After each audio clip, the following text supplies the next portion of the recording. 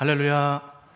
네, 오늘 이 시간을 통해서 우리의 마음을 열고 하나님의 말씀 풍성히 받으시기를 바랍니다. 우리 양옆으로 인사 나누겠습니다. 마음 열고 말씀 받으세요. 활짝 여세요. 네, 오늘은 특별히 제340차 국제전도폭발 한국 지도자 임상훈련에 참여하신 훈련생분들과 또 우리 교회에서 또 섬기시는 모든 분들, 또 한국 본부 목사님들 함께 오셔서 함께 예배를 드립니다. 예배를 드리는 동안 하나님의 말씀이 우리의 심령 가운데 가득히 또 은혜 가운데 임하기를 주님의 이름으로 축복합니다. 아멘. 제가 예전에 알던 분 중에 미국 LA로 오래전에 이민을 가신 분이 한 분이 계셨습니다. 어렸을 적에 부모님을 따라서 1980년대 이민 초기에 이민을 오셨던 여성분이었습니다. 미국 서부라면 자연 환경으로 쳐도 세계 어느 나라 부럽지 않은 그런 좋은 날씨와 아름다운 자연 환경, 그런 둘러싸인 참 좋은 도시죠. 그런데 이분이 그 좋은 자연 환경에서 사시다가 미국 중부로 이사해온 이 두 가지 이유를 들은 적이 있습니다. 첫 번째는 1992년 4월 LA에서 일어난 흑인 폭동 사태 때문이었습니다. 인종차별 때문에 화가 난 흑인들이 그 분노를 엉뚱하게도 한국인들에게 화풀이를 했던 것이죠. 그리고 또 한 가지 중요한 이유가 있었습니다. 그로부터 2년 뒤에 1994년 1월 17일 새벽 4시 30분 다시 이 LA 일대에서 일어난 진도 6.6의 대지진이 있었습니다. 모두가 한참 잠에 빠져 있을 새벽 이른 시간이었죠. 깊은 잠에 빠져 있을 때 갑자기 온 대지가 흔들리고 위에 있는 모든 것들이 다 아래로 쏟아졌다고 합니다. 이게 도대체 무슨 일입니까? 유리창이 다 깨지고 선반의 물건들이 다 무너지면서 우당탕탕하는 요란스런 그런 온 도시가 그런 상황이 되면서 온 가족이 밤중에 집을 다 뛰쳐나와서 안전한 곳으로 대피했던 그런 일이 생겼던 것이죠. 이런 일련의 재앙들이 트라우마가 된 것입니다. 아직도 이 지역은 지진 때문에 예측할 수 없는 불안감이 한편에는 숨어 있습니다. 그러다 보니 여러 재난 방지를 위한 건축법과 다방면의 대책들이 마련되고 있습니다. 지진을 대비한 그런 여러 훈련들 또 예측 장비들이 개발되고 있죠. 그런데 그럼에도 사실 지진이 한번 일어나면 그 피해는 막을 수가 없습니다. 말 그대로 자연재해죠. 게다가 그 발생 주기가 점점 짧아지고 있다고 하니까 언젠가는 빅원이라고 표현하는데 언젠가는 큰 것이 올 거다. 누구나 그렇게 생각하고 있으면서 그 불안감이 점점 커지고 있다고 합니다. 자, 그런데 이렇게 우리의 삶을 불안하게 하고 뒤흔드는 것은 단지 땅을 뒤흔드는 지진뿐만이 아닙니다. 우리의 바람과는 다르게 세상의 많은 일들이 불규칙적으로 내 인생 가운데 찾아옵니다. 이런 여러 가지 일들이 지진만큼이나 내 삶을 흔들고 우리의 믿음마저 흔들어대고 있습니다. 그래서 오늘 히브리서 말씀은 이렇게 불안하게 흔들리는 이 세상 속에 선포되어진 견고한 하나님의 나라, 흔들리지 않은 영원한 나라에 대해서 말씀하고 있습니다. 하나님의 나라죠. 히브리서가 쓰여질 당시에 유대 기독교인들은 점점 심해지는 이 박해와 조롱을 견디지 못하고 원래 믿었던 이 유대교로 자꾸 돌아가서 율법과 예식에 갇혀서 살려고 했던 것입니다. 이 믿음에서 흔들리는 것이죠. 믿음에서 떠나서 다시 구약의 그 율법으로 다시 옛 언약으로 돌아가고자 한 것입니다. 이 때문에 저자는 이런 성도를 향해서 너희가 믿음으로 말미암아 구원 받아서 너희가 하나님의 나라를 받았다, 확실히 받았다. 그러니 다시 옛 언약으로 돌아가지 말라. 구름같이 허다한 증인들이 너희들 앞에 있다. 인내로 이 모든 앞에 당한 경주를 하고 믿음의 주여 온전케 하시는 우리 주 예수를 바라보자. 흔들리지 말고 믿음을 지킬 것을 호소하고 있는 것입니다. 그렇기에 오늘 이 말씀은 마찬가지로 불안한 인생의 시간과 흔들리는 세상 가운데 살아가는 우리에게 역시 동일한 도전을 던져주고 있습니다.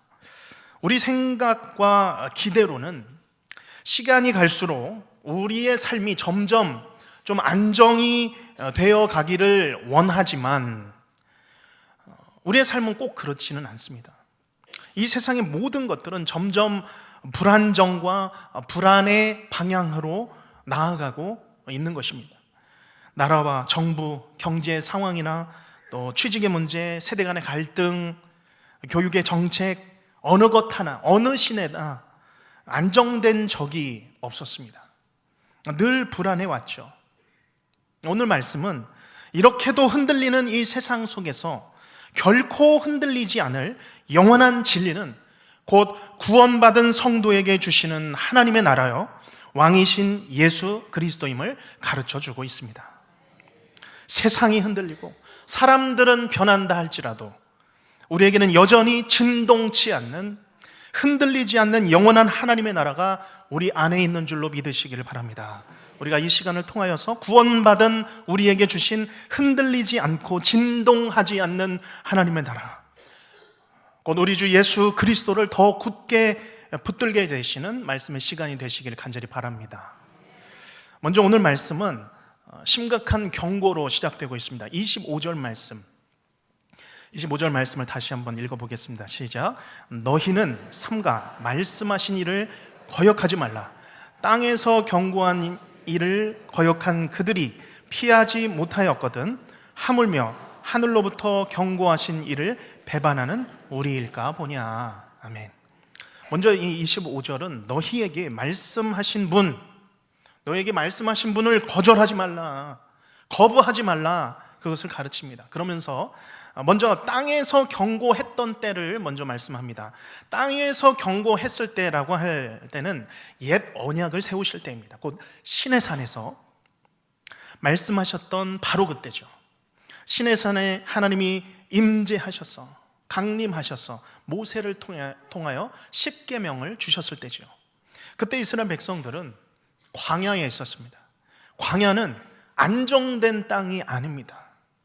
불안정한 곳이 광야입니다. 앞을 예측할 수도 없는 위험한 곳이 광야죠. 뜨겁고 춥고 위험한 곳, 광야였습니다. 그래서 하나님은 그들과 언약을 그곳에서 맺으셨죠. 나는 여호와라 너의 하나님이라. 너희가 아무것도 의지할 것 없는 이 불안정한 광야에서 이제는 흔들리지 않고 살아갈 왕이신 하나님, 나 여호와를 믿고 살아가라.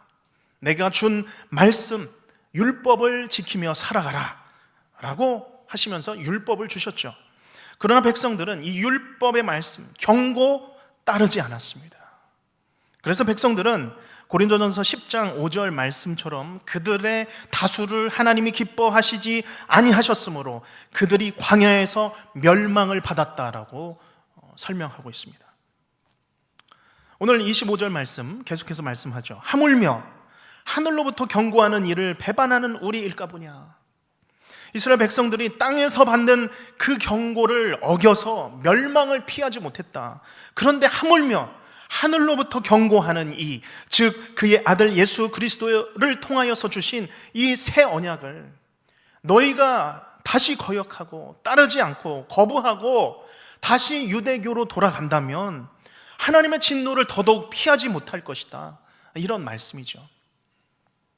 그렇기에 불안정한 세상 속에서 영원한 약속이신 이 새 언약을 거부하지 말라. 예수님을 밀어내지 말라 라고 말씀하는 것입니다. 다시 마음 열어서 오늘도 불안하고 불안정한 이 세상 속에서 흔들리지 않는 하나님 나라 너희가 받아서 예수님 바라보며 살아가라 라고 말씀하는 것이죠. 바르게는 오늘 우리에게 이미 주신 이 새 언약이요 경고의 말씀, 곧 복음을, 내 영혼을 살리는 생명의 말씀으로 항상 받으시기를 주님의 이름으로 축복합니다. 예수님의 복음이 나를 항상 살립니다. 그래서 우리는 또다시 복음으로 날마다 그 복음의 자리로 돌아가야 합니다. 주 예수를 믿으라. 그리하면 너와 내 집이 구원을 받으리라. 회개하고 주 예수 그리스도를 구원주로 마음으로 믿어 의에 이르고 입으로 시인하여 구원을 받으라. 하나님께서는 말씀하십니다. 이 구원의 말씀은 구원의 말씀인 동시에 심판의 말씀이죠. 경고의 말씀입니다. 누구든지 그리스도를, 주 예수를 믿으면 구원을 받지만 거절하고 거역하면 심판을 받는다는 말씀입니다. 그 영혼이 영원한 사망을 피하지 못할 것이다 선언하는 것이죠. 특별히 오늘 이 자리에 제340차 전도폭발 지도자 임상 훈련으로 함께 오신 분들이 예배를 드리고 계십니다. 벌써 셋째 날을 지나셨습니다. 이제 얼마 남지 않으셨습니다. 힘내시기 바랍니다.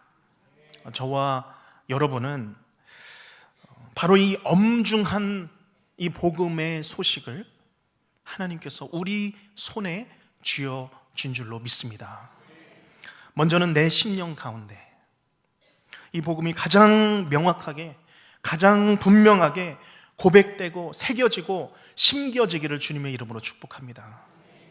오늘 밤 이 세상을 떠난다 할지라도 주님, 저는 이 시간 내 영생을 선물로 주시기 위하여 이 땅 가운데 십자가에 오셔서 죽으심으로 내 모든 죄값을 치르시고 부활로 주 예수 그리스도, 나를 구원하신 그 예수 그리스도 나의 구원자로 믿습니다. 나의 구원자로 믿어 천국에 들어갈 수 있음을 확신합니다. 먼저 내 심령 가운데 믿음으로 받으시는 우리 모두가 되시기를 바랍니다.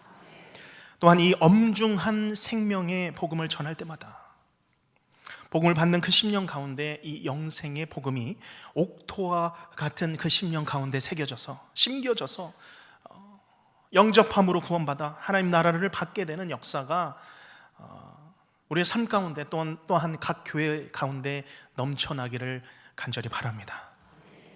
계속해서 히브리서 기자는 더 나아가서 온 땅이 가장 흔들리며 진동하게 될 그날에 대해서 계속해서 말씀하고 있습니다. 26절, 27절 말씀이죠.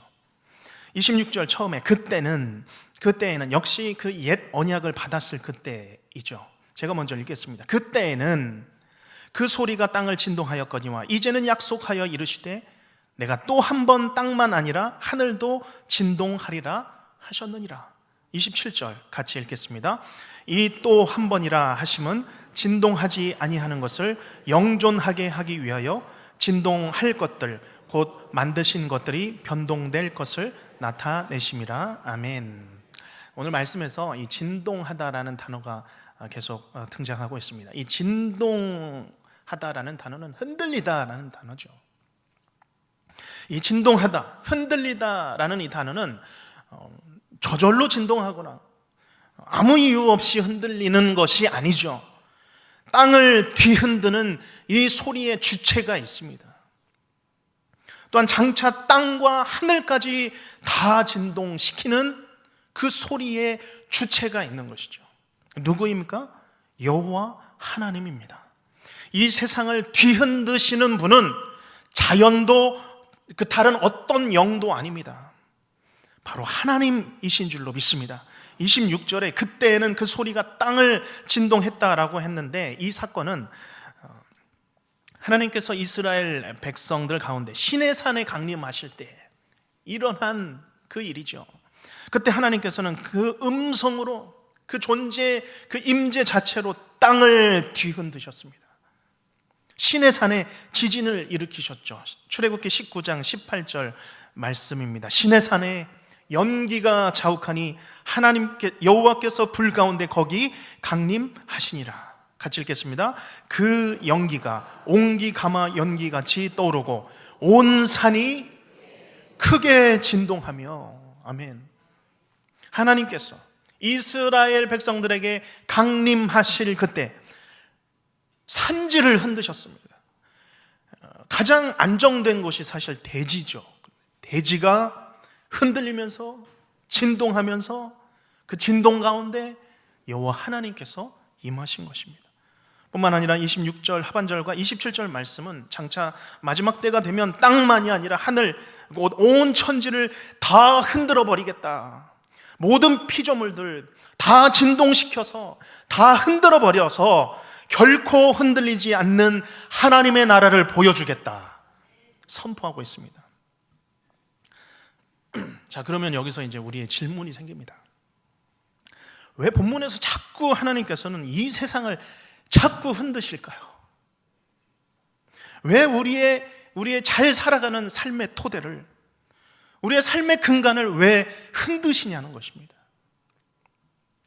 가만 놔두시면 얼마나 우리가 평안하게 잘 살겠습니까? 뒤흔들지만 않으시면 우리가 하나님 더 잘 섬기며 하나님 주신 것을 우리가 인생 가운데 누리며 이 땅의 인생을 편하게 살 텐데 왜 자꾸 하나님께서는 우리의 삶을 뒤흔드시냐는 것입니다. 그 이유가 27절 말씀에 있죠. 진동하지 아니하는 것을 나타내기 위하여 다른 것을 흔드신다는 것입니다. 흔들리기 전에는 튼튼한 것, 흔들리지 않는 영존한 것이 구별되지 않기에 구별되도록 그 영원한 것이 영존하는 것이 보이도록 하나님께서는 우리를 뒤흔드신다는 것입니다. 저는 말씀을 준비하는 중에 이 대목에서 한 편의 뉴스가 생각이 났습니다. 얼마 전에 미국 서부 LA 지역에 큰 산불이 났었죠.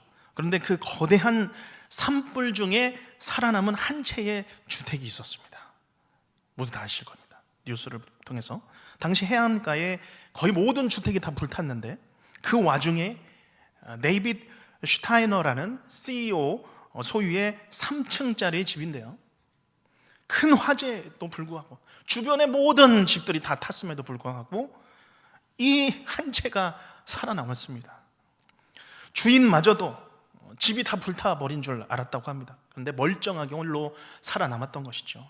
들어보니까 지붕은 방화 처리한 석고 또한 돌로 만들어졌고 다 콘크리트로 지어졌으며 또 화재와 지진을 견딜 수 있도록 아주 튼튼하게 강력한 구조로 지어진 집이라고 합니다. 이전에는 이 집은 그저 여러 집 중에 하나였을 것입니다. 다른 집들과는 차이가 없었겠죠. 그러나 이 집의 진가가 언제 드러났겠습니까? 불이 날 때 드러났습니다. 모래 위에 세운 집, 반석 위에 세운 집 다 똑같은 집이죠. 평소에는 아무런 차이가 없습니다. 그러나 바람이 나고 홍수가 일어나면 세운 집의 진가가 나타납니다. 흔들리면 진가가 나타난다는 것이죠. 바람이 불어도 홍수가 일어도 흔들리지 않고 굳건하게 그 자리를 지켜 서 있는 것입니다.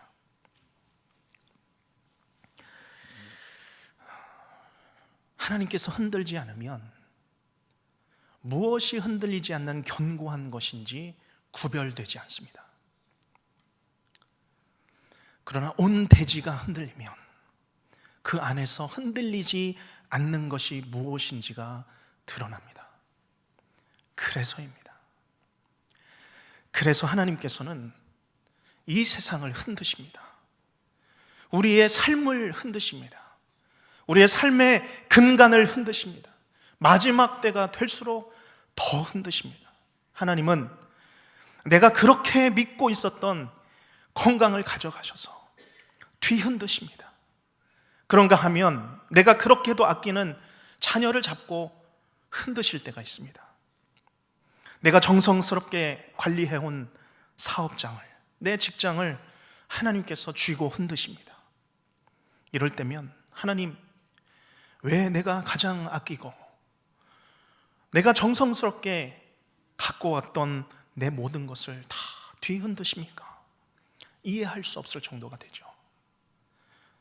그리고 바로 그때 내가 지금까지 살아오면서 내 몸에 가득 채운 힘이 빠지기 시작합니다. 지금까지 안정된 삶을 소망하며 기대하며 살았던 나를 이제는 가장 불안정한 땅으로 나를 인도해 하십니다. 내가 의지하던 물질을 내게서 떨어뜨리십니다. 내 지혜, 내 경험도 내게서 떨어뜨리십니다. 내가 지금까지 이것만큼은 흔들리지 않을 것이라 확신했던 것들을 하나님께서 다 흔드시면서 내 두 손에서 다 빠져나가게 하십니다. 그런데 그때 비로소 우리는 하나님을 찾게 되는 줄로 믿습니다. 참 가슴 아픈 일이지만 그때가 진짜 하나님, 내 인생에서 결코 흔들리지 않는 하나님을 발견할 때입니다. 아마 많은 분들께서 저보다 더 많은 경험을, 깊은 경험을 하셨을 것입니다. 이와 같이 하나님께서는 나를 채로 치듯이, 키로 치듯이 던지고 놓고 흔드시는 때가 있습니다. 그런가 하면 오늘 이 시간도 마찬가지로 하나님이 나를 잔인하다시피 흔드시는 가운데 머물러 계시는 분들이 있습니다.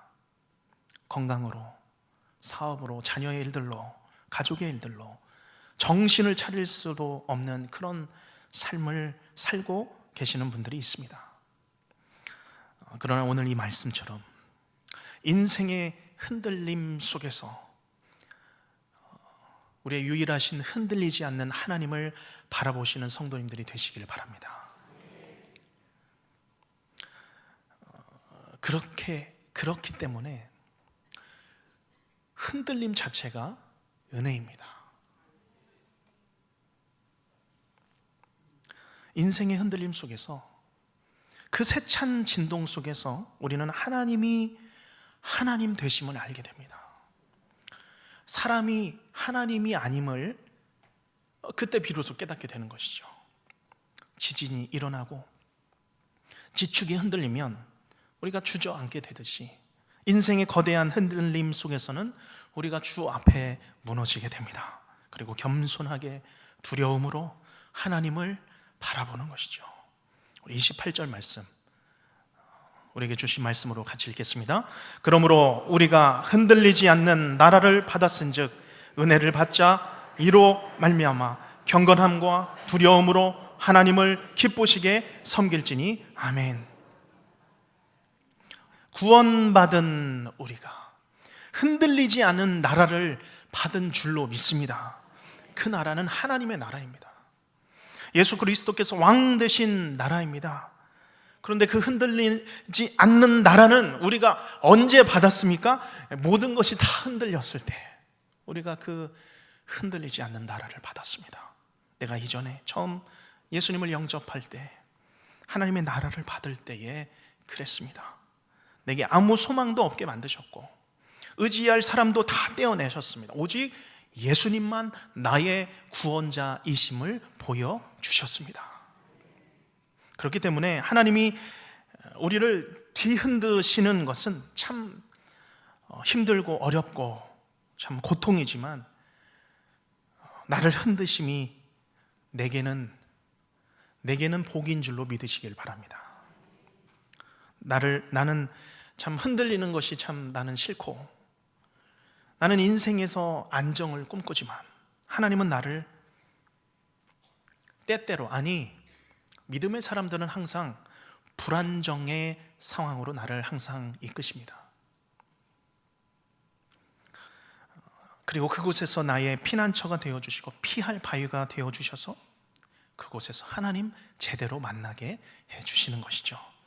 성경의 많은 인물들은 아니 거의 대부분은 불안정한 상황 속으로 항상 들어갔습니다.